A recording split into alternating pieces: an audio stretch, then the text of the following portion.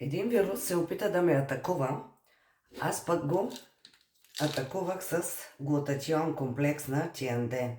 Може да видите в линка в биото, да го потърсите. И освен това реших да не му се подам. И понеже е неделя, освен ден за баня и ден за разкрасителни процедури. Разкрасителни не, защото ние сме си красиви, така за поддържащи се процедури. За целта си взех кърпата от TND. Чакайте да махна очилата. И това, което влиза в седмичната грижа е, сега ще се направя пилинг. Пилинг с краставица. В момента до края на годината той е в промоция. Така ви ще сложих малко количество. Добре е да се прави веднъж седмично, най-малко. За мазни кожи, може и смесен тип, може и 2 пъти седмично. И виждате как започва да пада. Китайците казват, че когато се правим пилинг, от нас се отива старостта. Виждате колко бързо, така с агресивни движения, се отделя мъртвата кожа. Не знам дали се вижда, защото без очила нищо не виждам. И така, продължаваме. Сега ще спра, докато се трябва лицето да се измие. Изплакнах лицето, подсуших го и сега влизам да се къпя. Няма да ви взимам с мен в банята, но останете до край, защото ще пробвам новата маска, топяща се колагенова маска за лице, така че ще ви бъде интересно. До скоро! Сега спокойно може да ми кажете, че сте баня. И вместо обичайния крем за тяло, днес използвах, в началото започнах, че някакъв вирус се мъчи да ме атакува. Съответно имам болки в ставите и в мускулите. И аз използвах този течен крем за тяло. Течен пластир се казва. Той по принцип, виждате, е нарисувани. Той е за мускулно-ставни проблеми. Има загряващо действие.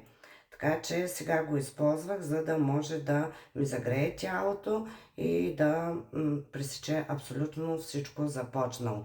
И идва ред на любимите ми капсули за коса. Вчера си ги взех, защото моите бяха свършили. Ето ги. Вайрал капсулите за коса.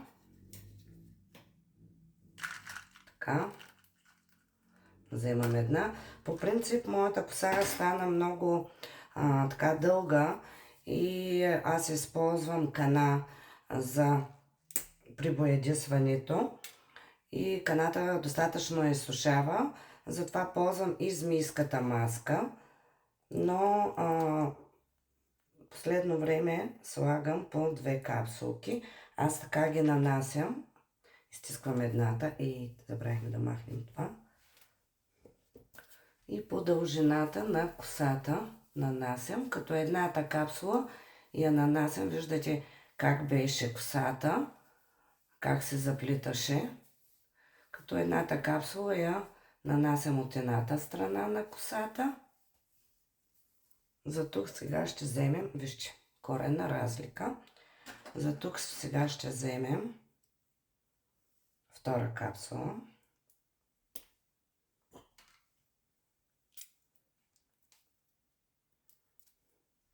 Това, че имам толкова косми по косата си, това е нормално. Нормалният косопат е до 100 и колко косми беше на ден. Така че аз не се притеснявам. Просто това, което е болно, трябва да се изчисти.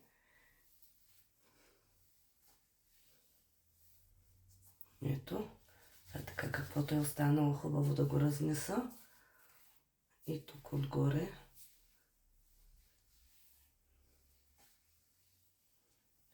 И ето, косата лесно се разресва. Сега и с гребен ще я мина. Аз не използвам сешоар. Естествено ще я изчакам да изсъхне. Вижте колко лесно се разресва. косата с капсулите. Така. И продължаваме с да изчистя космите.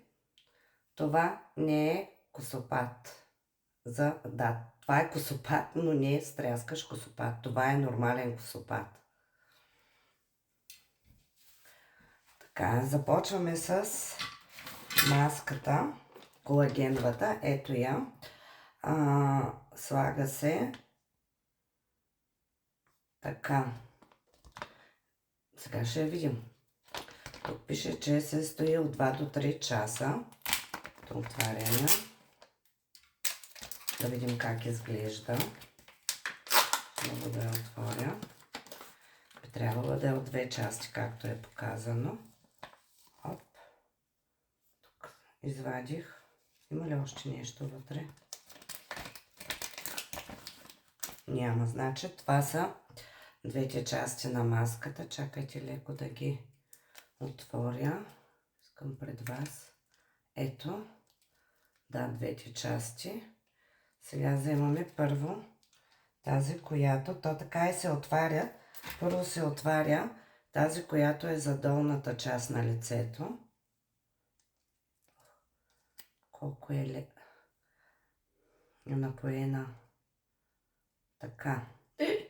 Тук е нещо, което беше за устата. Вижте за устата къде е ето. Ето го за устата. И може би и на устата. Да трябва да се слага. Оп! Много е еластична, подвижна.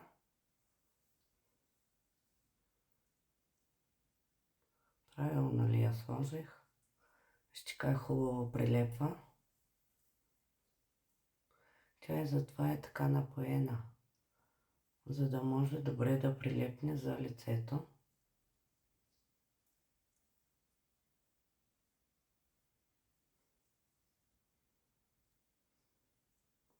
Така. Сега идва ред на втората част, но трябва да се махна очилата. Втората част вече е за горната част на лицето. Ето вижте как е залепена. Тук също има за очите. Така, ако я сложа. Не, по-добре да се я махна.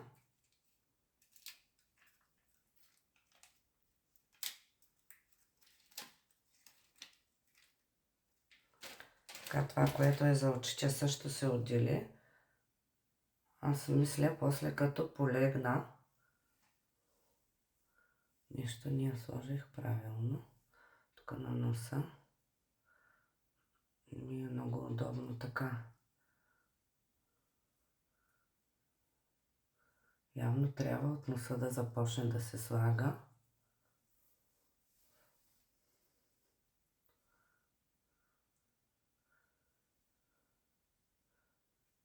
Тук от окото, вижте къде е дошло, някъде стои там.